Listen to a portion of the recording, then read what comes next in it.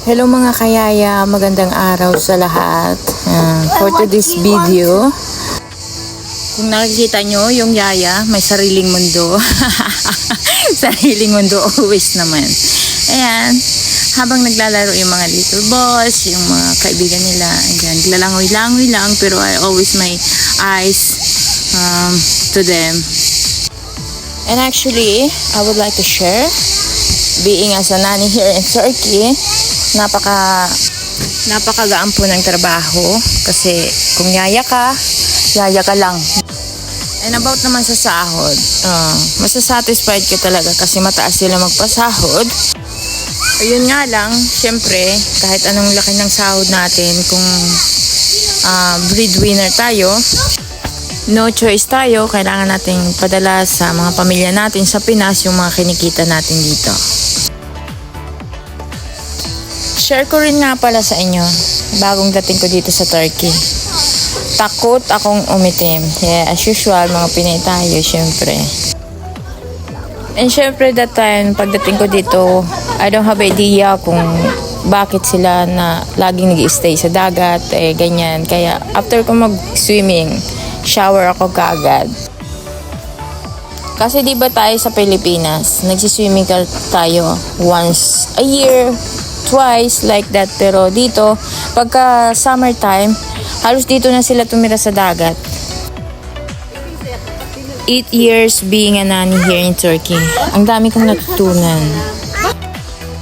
Like, paano ko mag-handle ng pasensya, siyempre sa mga bata. Kasi pag sa atin sa Pilipinas, mga anak natin konting diferensya napapalo natin. Dito sa Turkey, bawal mamalo ng bata. So kahit nanggigigil ka na sa alaga mo, yung hindi nakikinig, hindi mo pwedeng paluin. Wala kang magagawa kundi magpasensya. Kung nakikita nyo, andito na naman kami sa swimming pool. Kaya tutubuan kami nito ng hasang talaga. Everyday ganito mga kayaya. Pagkagaling sa dagat, mahinga na konti, tapos babalik na naman uli. Pagdating ng hapon, mag-swimming pool. Mas mahaba nga pala kasi ang winter dito, yung taglamig, kesa sa summer, kaya ini-enjoy nila lagi. Kaya sa mga curious dyan kung bakit kadiliman na ang yaya nyo. Ayan, nakita nyo, everyday po kami nasa dagat. Everyday kami nasa pool. Kaya ayan, mas lalo yung swimming pool, madali pong nakakaitim yan kasi may chlorine yan eh. Siyempre may araw na hindi kami bumababa sa dagat.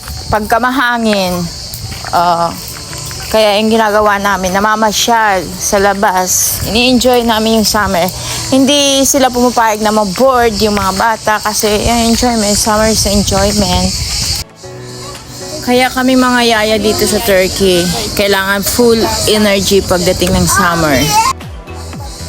Pero syempre, tao lang naman kami, hindi kami dugong. Napapagod din naman kami.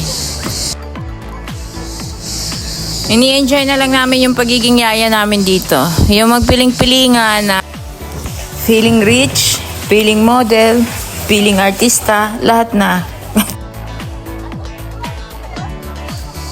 Di ba tingnan nyo, nandyan lang ako naglangoy-langoy na parang sirena kasi yun ang gusto nila.